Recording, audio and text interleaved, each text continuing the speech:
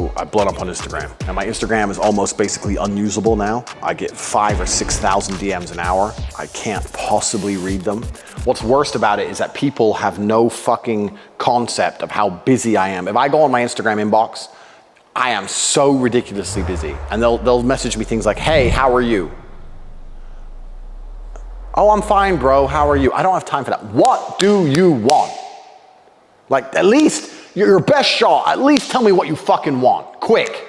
Hey bro, how are you? I just want to chat. Do you have time for a quick phone call? No, I do not have time to fucking call you because money has no value to me and time is exceptionally valuable to me. And the chance of you having a good idea is zero anyway. And even if your idea is good, all it's going to do is give me money, which I don't want, and take my time, which I do want.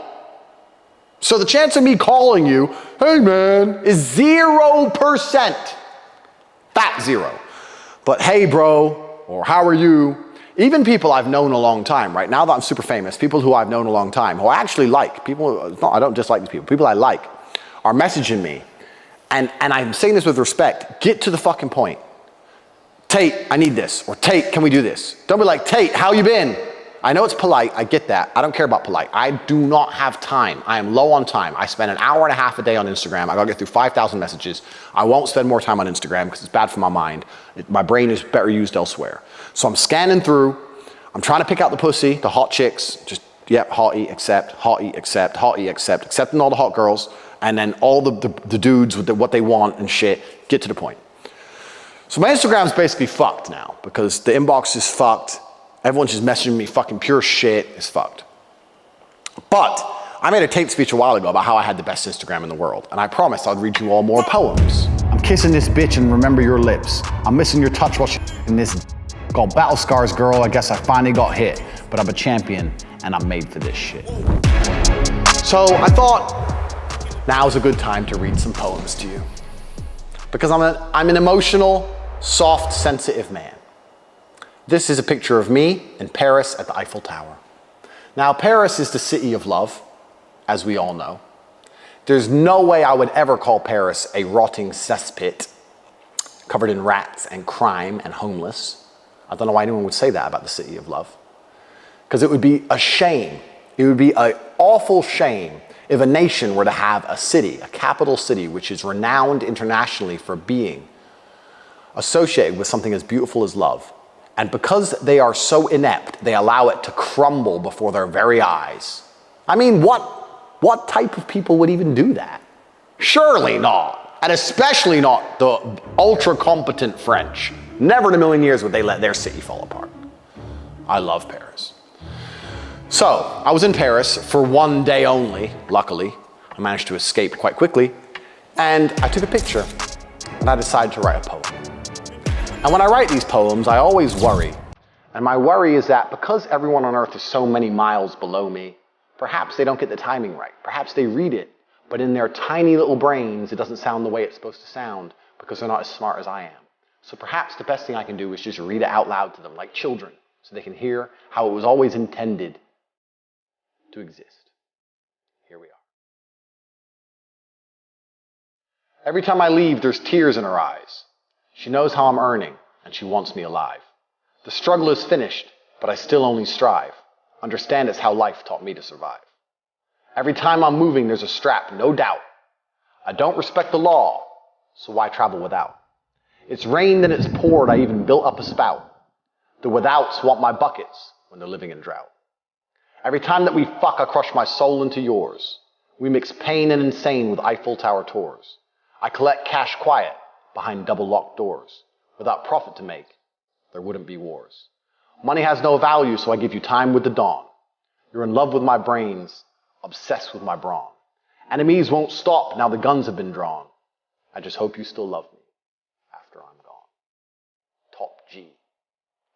Now, I don't think numbers go high enough to explain the level of women who blew up my inbox when I posted that picture.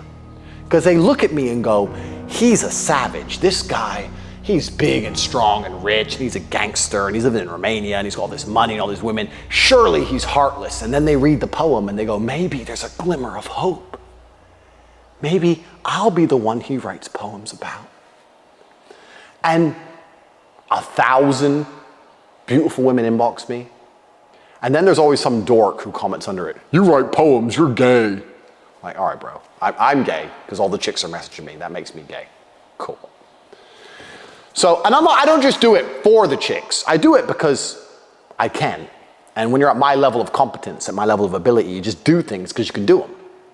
But just for all the players out there who are wondering, the #1 comment on that poem is Aiden Ross saying, please check your DMs. The little fat kid who I kind of somehow now like, who's a Twitch streamer. He's all right. He's fine. Let's find another poem. I stopped writing poems for a while. There was no poems. I was given motivational quotes, but let's find another poem I've written. Where's the last time I wrote a poem? Me buying another Bugatti, my second one, the Bugatti with my new name, Double Gold Caramel Billionaire. Those ice creams are serious, by the way. I recommend you try them. Me with my Lambo, me on the private jet. Okay, here we go. Me in church. I'm good, man. Blah, blah, blah. Ferrari, Aston Martin DBS, private jet again, Porsche 911, private jet again. Me and McDonald's with the Bugatti, of course. We're gonna get there, don't worry. There must be a poem somewhere. I stopped writing them for a while. Me in the police cell, Chiron again. So this poem is about how a man cheats on a woman, treats her like shit, and then she becomes a dickhead. And the man wants to hold her back, but now she's broken inside and she ain't loving anymore. That's why all my exes started messaging me. Did you write that about me? That's exactly what happened. Shut up, bitch. I wrote about all of you. I stole perfect beauty from her eyes. I watched pain draining as she cried. I bear the stain of endless lies. I guess I've learned that love can die. I stole the things that made her kind. She won't act right, made up her mind. But she can see that I'm not fine. I guess they lied, love isn't blind. Now she won't give me what I need, won't respect the values of my creed.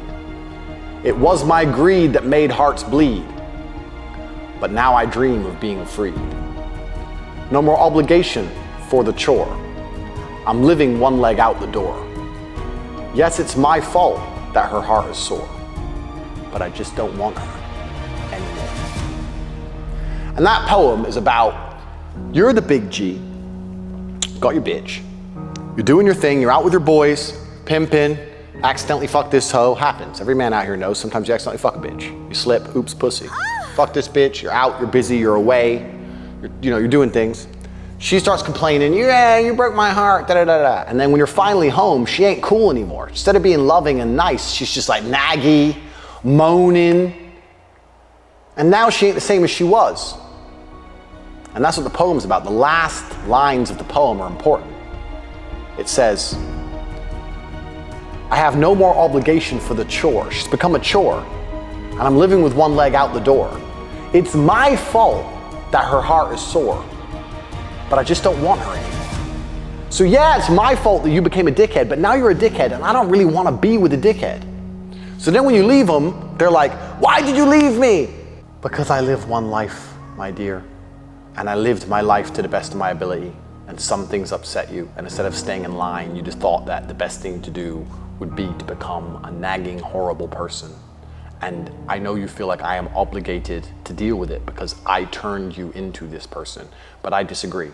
You could have analyzed the chessboard and came to me kindly and nicely and begged for me to stop and stayed lovely and nice so that I wanted to be with you. Because once I don't want to be around you anymore, you don't really have much leverage, do you, my love? And that's what the poem's about. I've sent that poem to about three chicks. And none of them even truly understood the context well enough to realize they should shut the fuck up. They continued to run their mouths, and then they got dumped.